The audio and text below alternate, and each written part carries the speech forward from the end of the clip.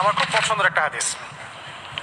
আল্লাহর কাছে দোয়া করে আল্লাহ পাক যেন আমাকে এবং আপনাদের সবাইকে হাদিসটার উপর আমল করার তৌফিক দান করেন এবং এই হাদিসটা প্রচার করার তৌফিক দান করেন। সহিহ মুসলিমের 9 নম্বর হাদিস আর মিশকাতুল মাসাবিহ যে বইটা আছে এই বইটার 2 নম্বর হাদিস। হাদিসটার নাম হচ্ছে হাদিসে জিবরিল, হাদিসে জিবরিল বা জিব্রাইল যেটা আপনারা বলেন। রাসূলুল্লাহ সাল্লাল্লাহু আলাইহি ওয়াসাল্লাম, আমরা নবীর নাম শুনলে দরুদ পড়ব, তিনি একদিন মসজিদে ঠিক এভাবে বসেছিলেন আর তার আশপাশে সাহাবায়ে কেরাম রাদিয়াল্লাহু আনহু এভাবে ঘিরে ধরেছিলেন।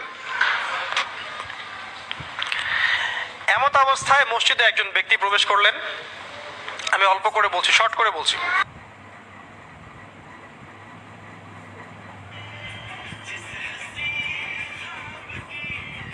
প্রবেশ করে একদম নবী সাল্লাল্লাহু আলাইহি ওয়াসাল্লামের হাঁটুর সাথে হাঁটু লাগিয়ে দিয়ে বসলেন। তাহলে কিভাবে বসলেন? তাশাহুদ আত্তাহিয়াতুর সময় আমরা যেমন করে বসি ঠিক এইভাবে বসলেন। নবী